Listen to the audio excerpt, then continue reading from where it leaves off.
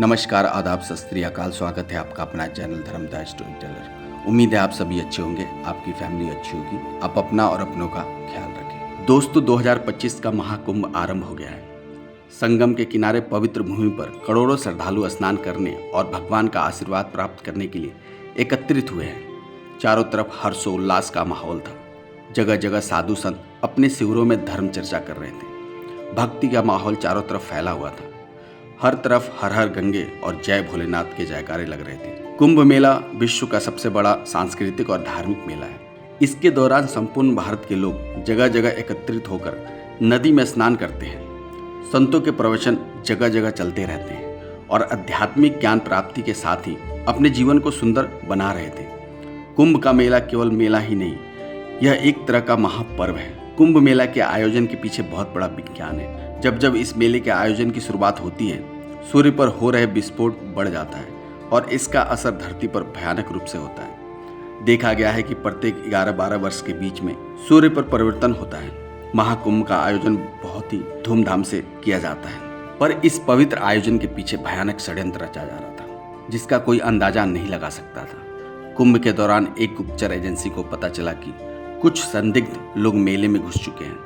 उन्होंने सूचना दी कि एक बड़ा आतंकवादी हमला करने की योजना बनाई जा रही है, परंतु समय कम था और इस संदिग्धों को पहचानना कठिन। सूचना गुप्त रूप से कुंभ मेले के प्रबंधक के पास पहुंचाई गई, लेकिन इसके पहले कोई कदम उठाया जाता, मेले में फैले साधु संतों के एक समूह ने इसे गंभीरता से लिया। इन साधुओं में मुख्य थे बाबा ब्रजानंद, बाबा शिव प्रकाश और बाबा अग्निदेव।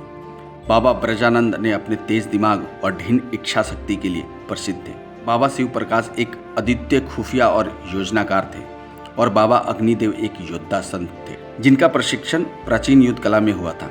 साधुओं ने अपने वर्षों की तपस्या और अनुभव का उपयोग किया। उन्होंने शिविरों और आसपास के गतिविधियों पर नजर रखनी शुरू की। बाबा ब्रजानंद ने बताया कि ऐसे हमलावर भीड़ में मिलकर छुपने की कोशिश करेंगे और वो किसी न किसी रूप में अलग दिखेंगे। तीनों साधुओं ने अपने शिष्यों को सतर्क किया और योजना बनाई। उन्होंने हर शिविर और स्नान घाटों पर साधु और भक्तों के बीच निगरानी बढ़ा दी। एक दिन बाबा शिव प्रकाश ने एक समूह को संदिग्ध गतिविधि करते देखा। वे अपने झोले में बार बार कुछ छुपाने का प्रयास कर रहे थे। बाबा ने उनकी गतिविधियों को और करीब से देखा और बाबा ब्रजानंद को सूचित किया। बाबा ब्रजानंद और उनकी टीमों ने पाया कि संदिग्ध व्यक्ति विस्फोटक सामग्री के साथ गंगा घाट के पास कुछ बड़ा अंजाम देने के लिए फिराक में है। वो इसे रात में अंजाम देने वाले हैं। जब साधुओं का मुख्य स्नान और पूजा कार्यक्रम चल रहा था, साधु ने तुरंत इस पर कार्रवाई का फैसला किया। बाबा अग्निदेव ने अपने शिष्यों को इस अभियान में शामिल किया। उनके पास न केवल आध्यात्मिक ज्ञान था, बल्कि आत्मरक्षा और खुफिया योजना में भी महारत हासिल था। रात के समय जब सब कुछ शांत था और साधुओं का ध्यान आध्यात्मिक कार्यक्रम में था, तब आतंकवादी अपनी योजना को अंजाम देने के लिए घाट के पास पहुंचे। लेकिन यह उनके लिए अप्रत्याशित था, क्योंकि ब्रजानंद और उनके साधु पहले से ही वहां मौजूद थे। साधुओं ने अपनी योजना विरुद्ध रणनीति के तहत चारों ओर से आतंकवादियों को घेर लिया। साधु के पास हथियार नहीं थे, पर उनके पास आत्मबल, ज्ञान और रणनीति थी। आतंकवादी घबरा गए।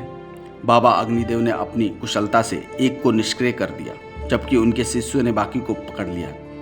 उसके बाद तुरंत पुलिस को सूचित किया गया। साधु ने आतंकवादियों को पुलिस के हवाले कर दिया और उनके पास मिले विस्फोटक को निष्क्रिय करवा दिया।